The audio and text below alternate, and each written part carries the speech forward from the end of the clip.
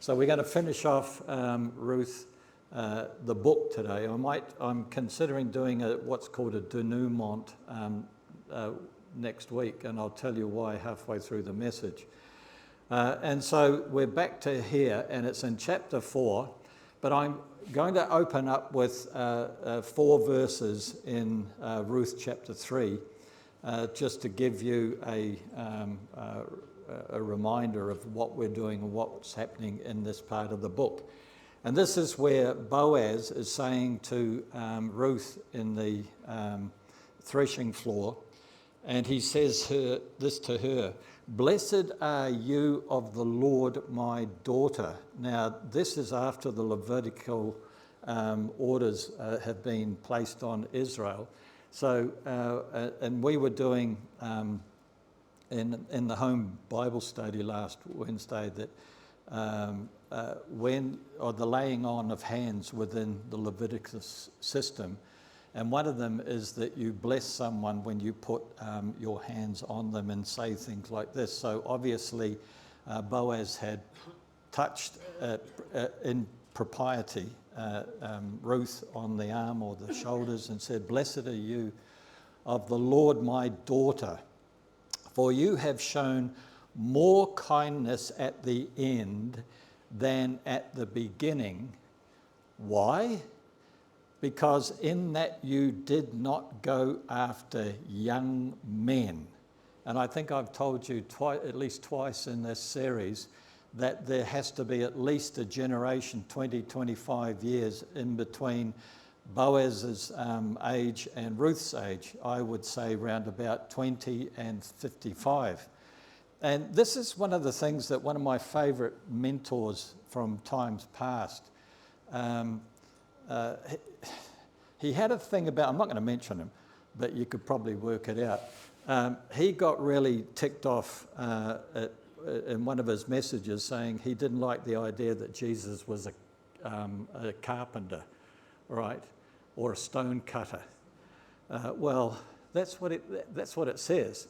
He says you could infer from the word in the Greek that he was an architect.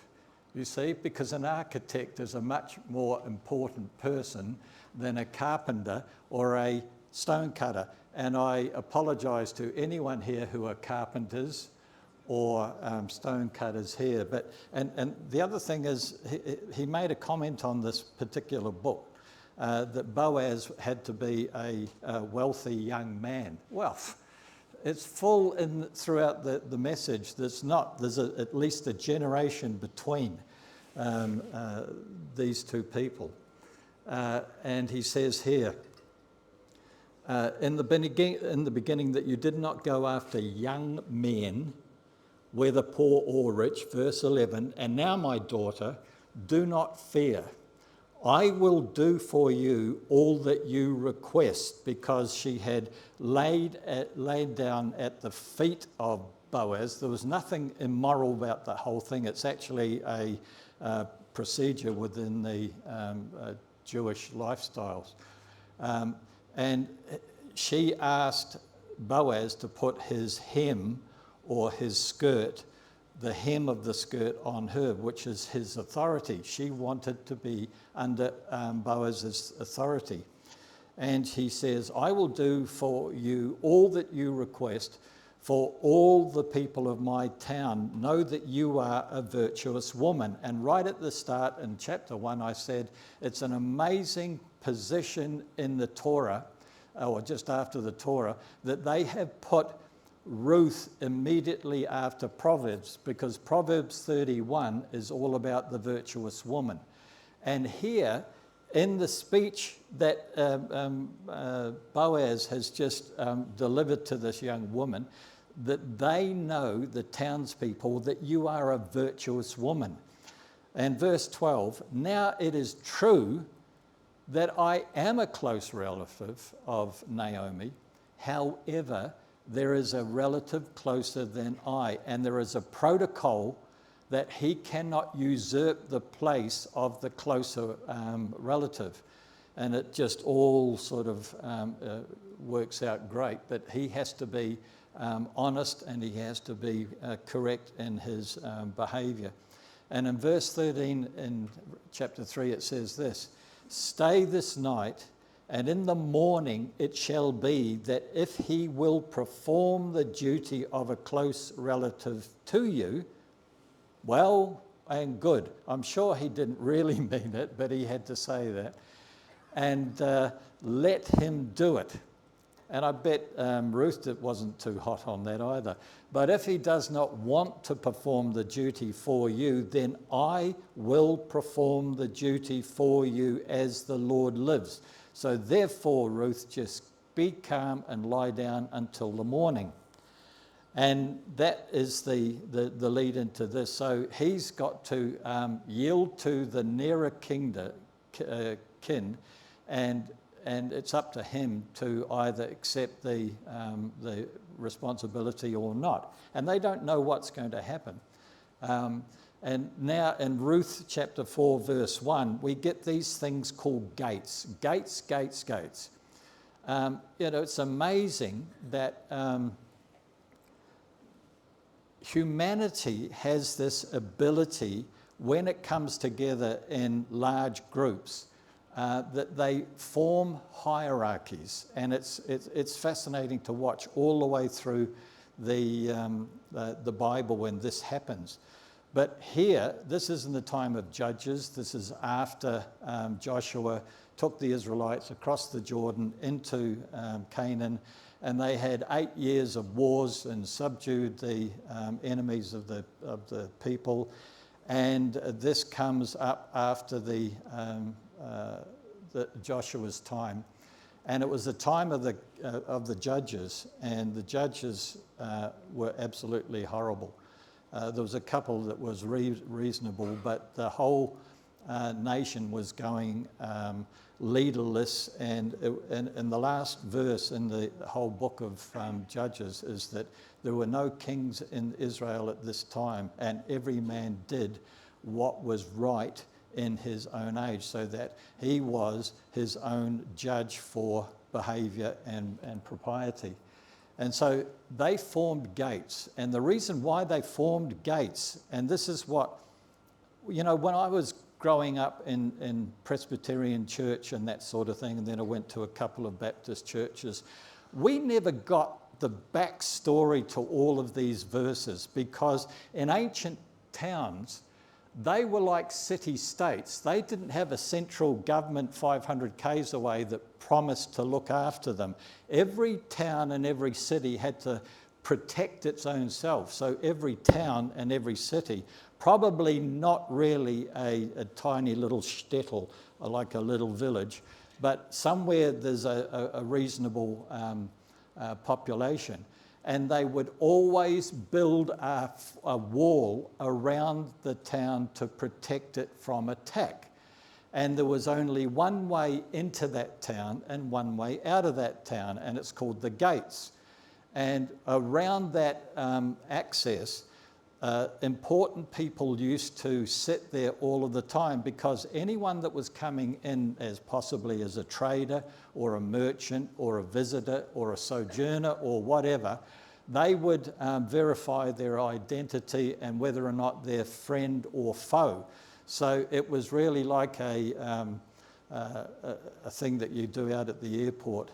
And I think my daughter came in just recently, and she said, "Dad, from the time I got on the plane at the other end and got here to Perth, we never saw a person.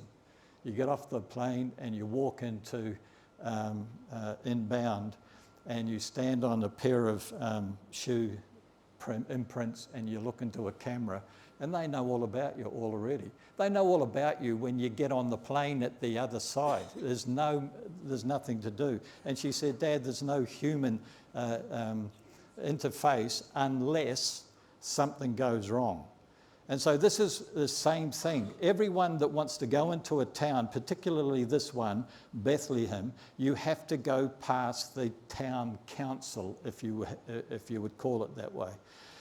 And so Boaz is a big cheese in Bethlehem, and he's also a very big cheese in the region around because he's a landowner, a very rich landowner. And so this is when we hit Ruth 4 verse 1. Then Boaz went up to the gate and sat himself down there. Now listen to this. He sat himself down there. He was of such authority, he didn't have to ask permission to sit within the gates. And other people, lower ranked people, would have to do that. But that's why every word in Ruth is so full of meaning and backstory. And he sat himself down there. And there's a colon there, so you've got to just stop and look at that. So Boaz went up to the gates and sat himself down there, big cheese. And it's his prerogative to do that.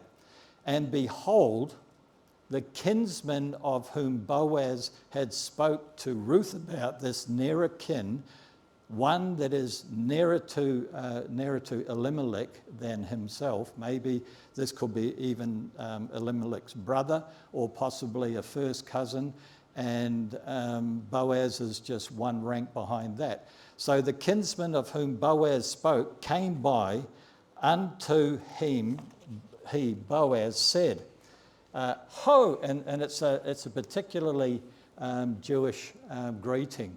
And it's repeated 2 or 3 times in the Old Testament. It's fascinating. And I hate the modern translations there because they just water it down. It's just hey there or something like that. But in the Hebrew it's ho, such a one. Turn aside and sit down here. So he's bringing everyone's attention now because there's a guy walking either into the gates or out of the gates. And Boaz is identifying this one with this phrase, ho, such a one. Turn aside and sit down here. And he did. He turned aside and sat down. And that calling out is to make others aware of a particular person. Gates are so important. That's where everything takes place. There's business done. There's security enforced. And, the first time when I am doing messages like this, I always keep clicking away. And I thought, well, where was the first or one of the first references to gates? And it's completely the opposite of what Boaz is doing in Bethlehem. And it's in Genesis 19, verse 1. And it says, now the 2 angels came to Sodom. And these 2 angels are the one that accompanied Jesus when in chapter 18 they went up onto Mount Zion, and Abraham was there in the door of his tent and he saw Jesus and the 2 angels. By the way, they were in human form. You could touch them, and that they weren't a sort of ghostly type of apparition. They were 2 men. And they sat down, and this is where Abraham fed them. And Jesus ate, and the angels ate food like normal. And anyway, Jesus said to Abraham, the cry of the people of Sodom have come up before God. And it wasn't a good cry, it was a cry of evil and disgrace.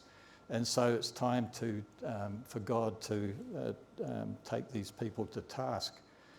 And so this is the famous chapter where Abraham had a challenge with Jesus to try and save some parts of the plain of the Salt Sea where Sodom, Gomorrah, Zeboim, Admah and Zophar is on there, the 5 cities. And Abraham had this sort of play with Jesus.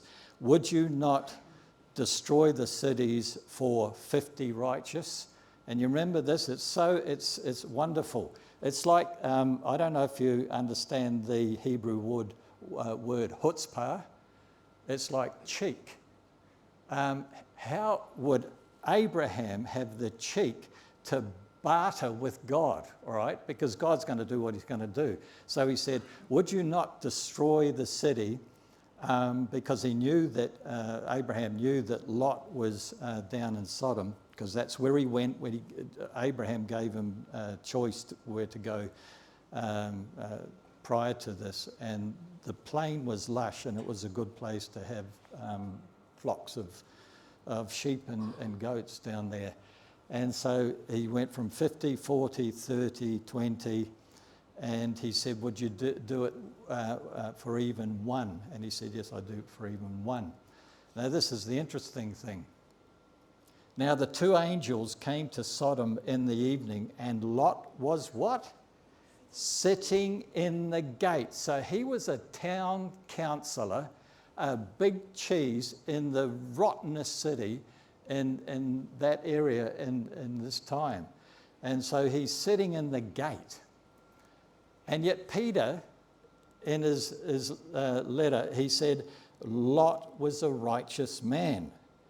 And this is fascinating. But when Lot saw them, this is the two angels approaching the gate of Sodom, he rose to meet them, and he bowed himself with his face toward the ground. Now, he wasn't up with Abraham when these two angels in human form came and met Abraham. So what happened? So I just had to put it together. I always want a solution to a question. And so if Peter says that Lot was righteous, then righteousness can detect righteousness in other people. And that's what I think. When Lot saw them, he rose to meet them, but then he bowed himself with his face toward the ground. Righteousness, recognizing righteousness.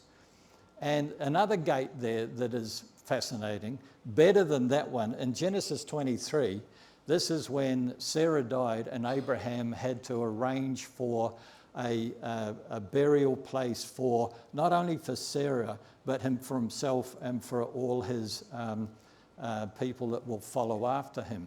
And so this took place down on the plain of Hebron, south of Jerusalem. And it says here in Genesis 23, now Ephron dwelt among the sons of Heth, that's down in Hebron. And Ephron the Hittite answered Abraham in the presence of the sons of Heth, all these ones, all who entered at the gate of his city, saying. And what happened there is Abraham had come and asked for a cave or a sepulchre where he could bury his wife. And they had wonderful relationships with Abraham, so they had no problem with that. So they had a big discussion down at the gates of Hebron, and they agreed to give Abraham the cave of Machpelah. And Abraham was never going to go for that one because he would buy, because he wouldn't be under any other pressure. If it was just given to him, it would be a quid pro quo that would be heavy on his shoulders. So he said, no, there's a big discussion there in Genesis 23. And they finally accepted off Abraham 400 shekels of silver for the cave of Machpelah. And do you know why that's fascinating? Because this is a long time before they all go down to into Egypt for slavery. And when Joseph died, what did he tell his brothers they had to do? When they were finally released from Egypt, they had to promise to take his bones from Egypt to the cave of Machpelah. Do you understand? That's the most amazing thing. Jewish people are particularly strict on the whole issue of death and where you lay your dead. When my wife was working in Russia in 2001, trying to help Russian Jews to get back to Israel, some of them point blank refused, and for only the reason that their parents and grandparents were buried in that land. and they would not leave them. And you can understand now where there's this horrendous sort of tit-for-tat exchange going on. Fancy getting one Jewish prisoner in exchange for 100 terrorists. It's just like, anyway, God's in control. And so they accepted and gave Abraham this cave of Machpelah, but it was a decision made at the gates. And listen, there's one further on in 2 Samuel. I'm just going to read one quickly. It's 2 Samuel 15. It's only 2 verses. And this is where Absalom, one of David's favourite sons, was getting a bit big for his britches. And he didn't want Solomon to take over after David. So he was trying to ingratiate himself into the Israelite people so that they would accept him as the next king, not Solomon. And it's came here. Verse 1, and it came to pass after this that Absalom prepared him chariots and horses and 50 men to run before him. So he's starting to build an army that would be loyal to him. And verse 2, and Absalom rose up early and stood beside the way of the gate in Jerusalem. So he went to the gate. And it was so that when any man that had a controversy came to the king for judgment, then Absalom called unto him and said, of what city art thou? And he would say, thy servant is one of the tribes of Israel. So Absalom had established himself in the gates of Jerusalem, and he was judging between people and taking the authority that the still living David was there. And you know, when I just for fun, I kept reading and reading, and I remember years and years ago that one of the things that was really interesting about Absalom, he was very handsome, very tall, and David had a lot of time for him. But one of the mentions is that he had a huge head of hair, all right? He had a huge head of hair. And does anyone know why that's a bad thing for Absalom? Because when Bathsheba ran into a dying David and said, Absalom is trying to take your throne and you've promised it to my son Solomon. And so David got really angry and called in his most trusted general, Joab, and said, deal with Absalom. So Joab got the king's army and started chasing Absalom out of Jerusalem. And he was running at light speed on this horse, and he ducked his head to get under a branch of a tree. Do you all remember this? Yeah, some of you are nodding.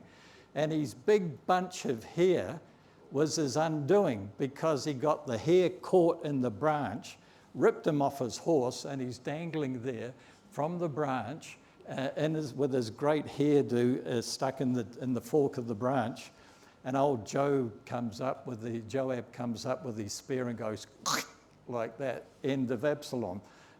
You know, there's really funny little passages like that in the Bible. That's why I just keep reading and reading and reading. And so Absalom also was trying to win friends in high places at the gates. So this is a big deal when Boaz is a chief person sitting at the gates of Bethlehem. And so in Ruth 4:2, it says this, and this is Boaz, and Boaz took 10 men.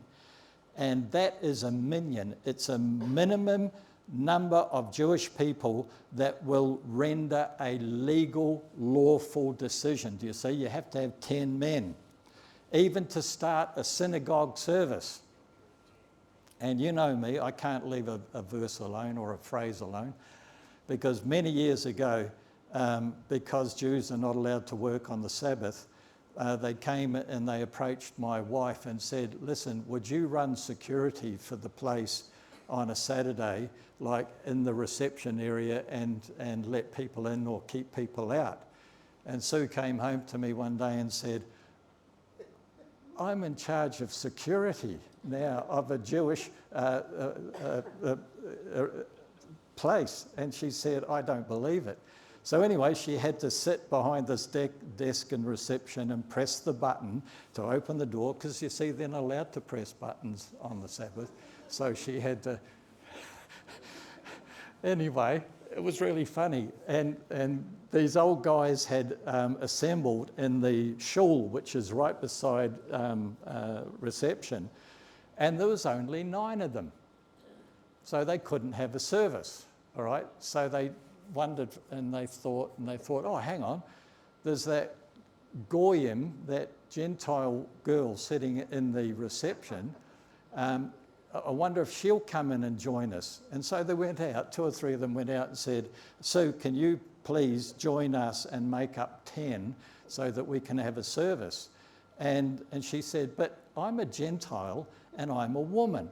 And one of them said, oh, well, that's near enough. So you've got no idea how bendy the rules are in Leviticus. Do you know what I mean? That's why it's a laugh a minute sometimes when you do that. So he took a minion, 10 men of the elders of the city, away from the gate and said, sit down here. So they sat down. That was somewhere more private where Boaz could deal with this nearer kin. Verse 3, so Boaz said to the close relative, Naomi, who has come back from the country of Moab, sold the piece of land which belonged to our brother Elimelech. And just be very careful in some of the modern translations, because they haven't put in sold. They say she is selling, which doesn't make sense if you keep reading. It's just lazy translation. And these are the things that do my head in. And it's luckily that they live in other countries, or else I'd give them a piece of my mind. And the piece of the land which belonged to our brother Elimelech. And so she sold it. And now look at what verse 4 says. And I thought to inform you, saying, buy it back. He's talking to the nearer kin. And I thought to inform you, saying, buy it back. So she must have sold it to enable him to buy it back in the presence of the inhabitants and the elders of my people. If you will redeem it, redeem it. But if you will not redeem it, then tell me that I may know of your decision. For there is no one but you to redeem it. It's not that he's the only one who can do it. He's the nearest one, and no one else can be a rival to this guy, so he has the right to accept or refuse. And he says, for there is no one but you to redeem it, and I am next after you. Now notice what Boaz is cleverly telling this nearest kin, all right? He's just offering him the land. Do you understand? Notice that? In that phrase, it's just the land. And this guy says, yoo-hoo, I will redeem it. I'll do this for Naomi. I love the lady. She's a wonderful lady. She's a kin of mine, and I'll do that. In verse 5, there's a trick into the deal.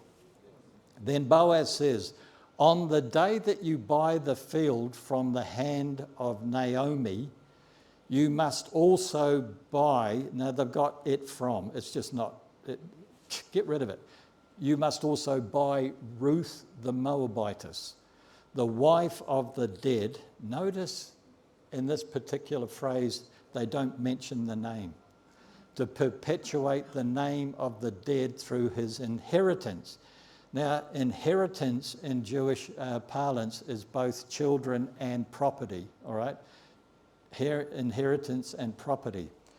And it's to perpetuate the name of the dead. Perpetuate, to bring to life the name of the dead in the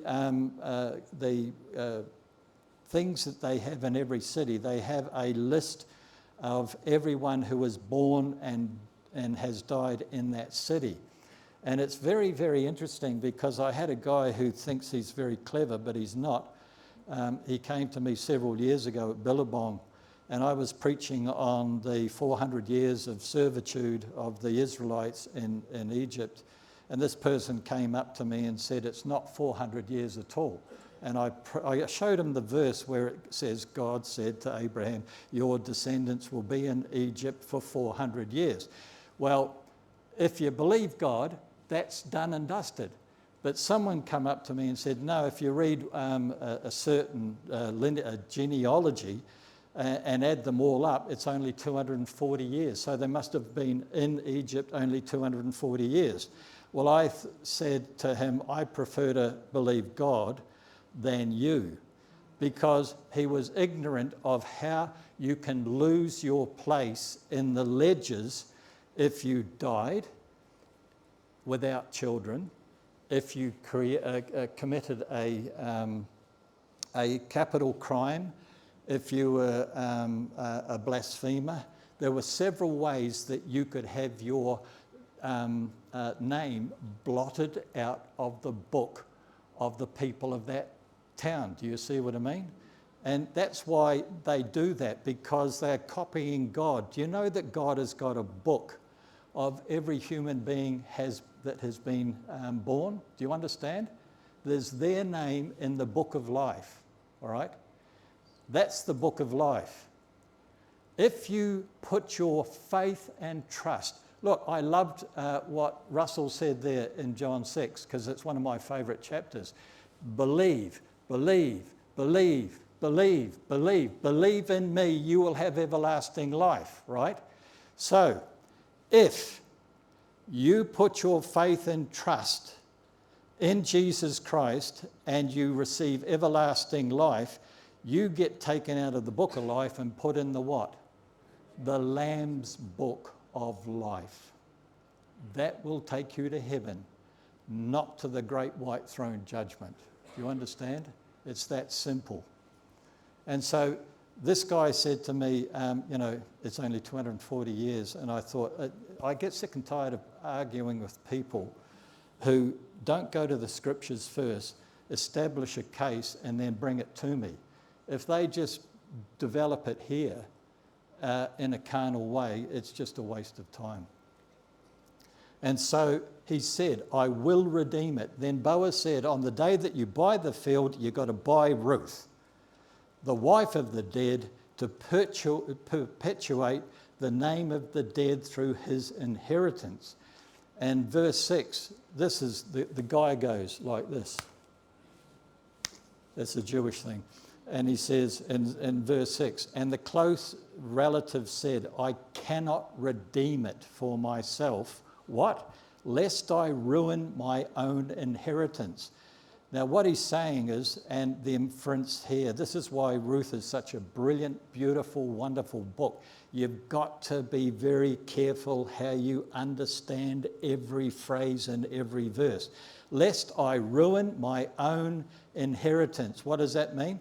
It infers that he hasn't had a son yet who would be the one to continue his name in the book of life, and he hasn't had that yet. So if I marry Ruth and we get it on and we have a son, then all of my property goes to him, and he will keep the name of Mahlon in the book of life. Do you see what I mean? He said, I cannot do it because I will ruin my own inheritance. I don't have a son yet, and if I do this, even if I have a son, it's all gone. It's just blown to smithereens.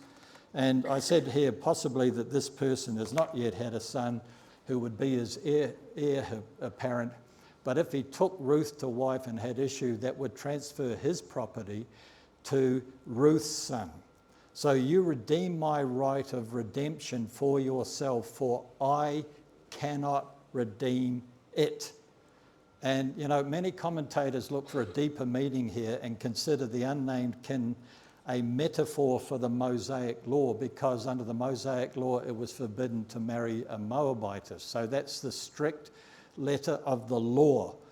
But if you were trying to get to heaven and meet Jesus by obeying the 613 commandments of the Mosaic law, what sort of chance would you have? The law didn't save us, grace saved us. Do you understand? And thank you for Jesus' grace. And so, there's a deeper meaning here. The Mosaic law prohibits marriage to a Moabite, but this is all about grace, not by law. And it could not redeem, the law could not redeem individuals to eternal life, but instead reveal our inability to save ourselves. Not to mention that the law forbade marriage to anyone from Moab. And a redeemer in ancient Israel is called a Goel. And did you do that thingy? Oh, that's brilliant, thanks. The Goel had to fulfill 4 conditions. He had to be a near kin, in fact the nearest kin. He had to be able to pay or perform. He had to have the wealth to purchase back the land from whoever it had been sold to. He had to be willing to do his part, and he had to assume all the conditions to the redemptive contract. Anyone here has a Goel acted on your behalf? One person put their hand up. 2 people put their hand up. Oh, thank goodness you're all saved. Who's your Goel? Jesus. You right? Leave it up there for a minute, Pam, please. He had to be a near kin. What does that mean? He had to be fully human to be a kin. Do you understand? He had to be a human being to be a near kin. He had to be a man. He had to be able to pay or perform. What did he have to pay God for the life of every human being that believes in him, everlasting life? He had to be God. He had to be human to be the near kin, but he had to be fully God to be able to pay the price. Why? Because he had to be perfectly sinless. And that means he has to be God. There's never been a human being that was ever sinless. Do you understand? And don't look at your favourite grandkids. They don't count. All right? We had ours on Friday. Odea's beautiful. Ari, you cannot take a split second off him, your eyes off him. He had to be willing to do his part, Jesus was, and he had to assume all the conditions of the redemptive contract. That's why I'm thinking of doing a denouement next week based around all of that. And verse 7 is, now this was the custom in former times in Israel concerning redeeming and exchanging. It was quite common, but it had to be done correctly. To confirm anything, one man took his sandal and gave it to the other. And this was a confirmation in Israel. Now, it means it's the exchange of a land transfer. You don't need to go out to Midland and do it all there. You just take one of your sandals off and you give it to the other person. It's an exchange of the land. Sandals have a very spiritual meaning as to possession of land, as shown in Jesus talking to Abraham when he entered the land from the Euphrates to the Nile. In Genesis 13:14-7, it shows you this. And the Lord said to Abraham, it's my particular thing and I'm allowed to do it. It's not Abram. There's no B in Hebrew in names. It's Avram. And after Lot had separated from him, that means when they got to Judea, Lot went down onto the plain and settled there and became eventually a townsman in Sodom. And he says, lift your eyes now. This is the Lord's talking to Abram after Lot had gone. Lift your eyes now and look from the place where you are. So Abraham's up on Mount Zion, and that's the highest mountain around there in that area. Look at the place where you are. Look northward, look southward, look eastward, and look westward. North back up to the Euphrates, south down to the Nile, east to the Mediterranean, and west to the Jordan. Sorry, the other way around. East to the Jordan and west to the Mediterranean. And verse 15, for all the land which you see, I will give to you and your descendants forever. Here is the biggest mistake that too many people make. The Jews do not own Israel. Who owns Israel? 7 times in the Tanakh he says, this is my land. The Jewish people are tenants in perpetuity in that land because it belongs to him, and he will never ever sell it to anyone else. So this Boaz and the near kin thing could never happen with God and Israel. And so for all the land which you see, I will give to you and your descendants forever. And that's in the eternal state after the millennial kingdom, but they even get that in the millennial kingdom. And in verse 16, and I will make your descendants as the dust of the earth, so that if a man could number the dust of the earth, then your descendants could also be numbered.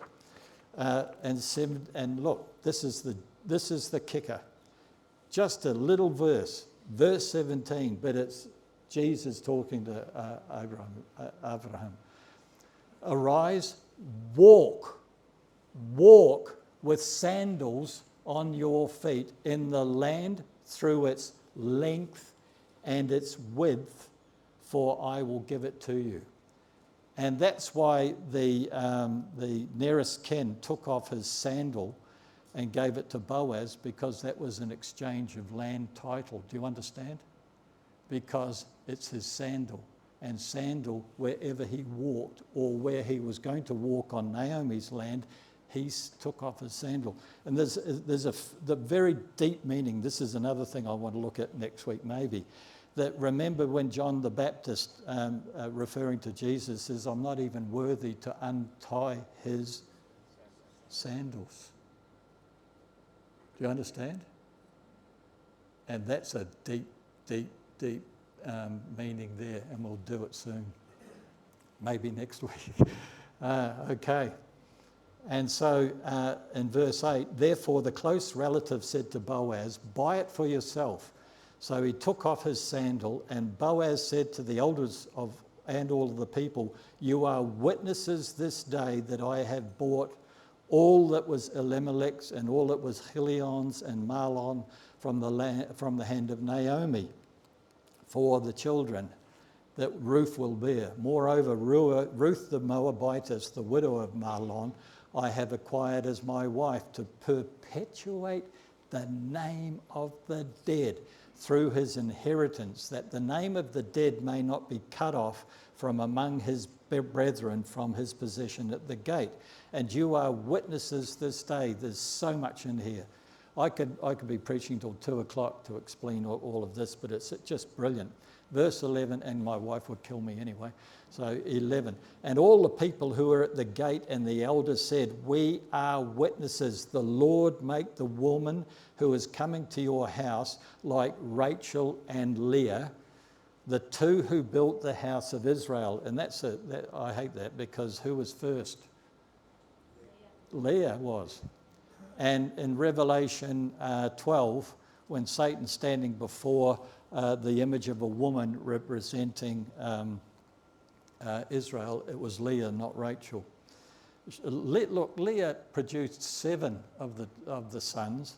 The 2 concubines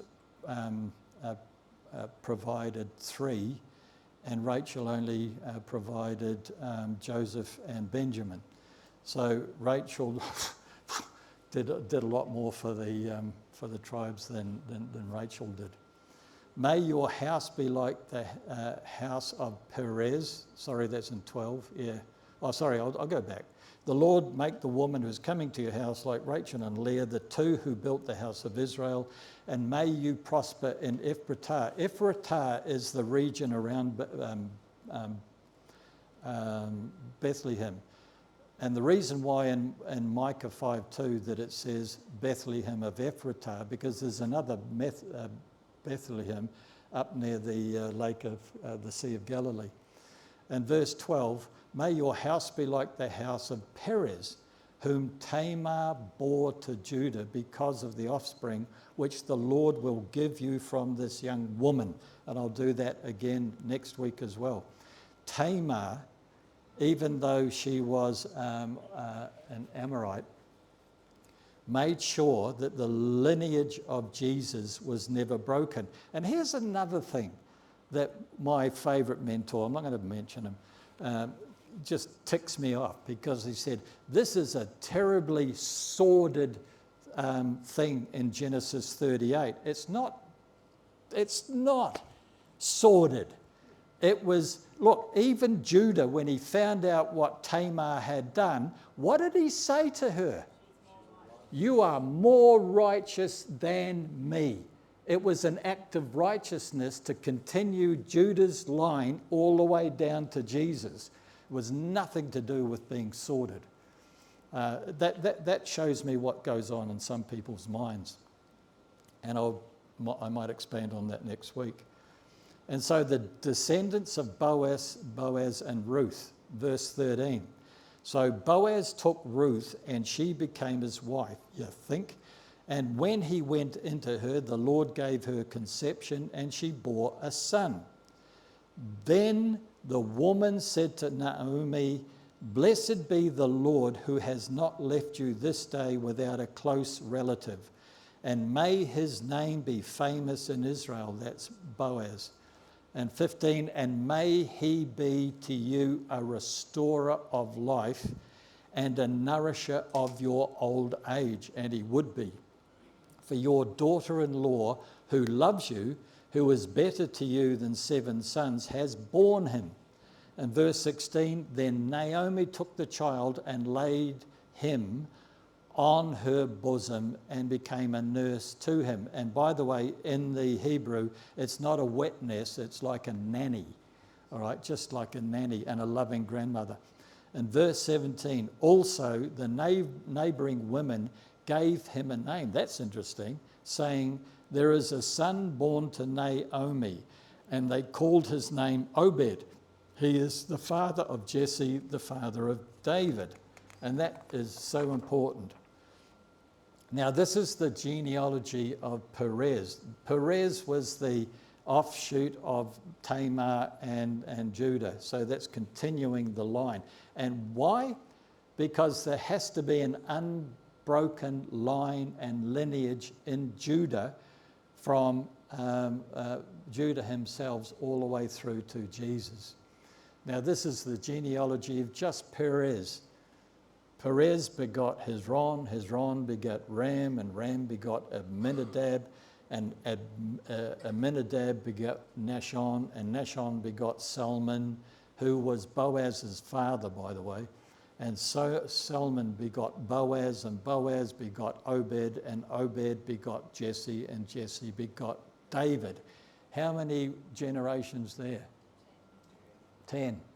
10 is always very, very important in Jewish literature and Jewish theology. And so I'm just going to finish there now because there's so much in it. And every time I preach, there's other things that come in, you know, like Sue being security. But anyway, I'll get ribbed about 4 o'clock this afternoon when she's watching it anyway.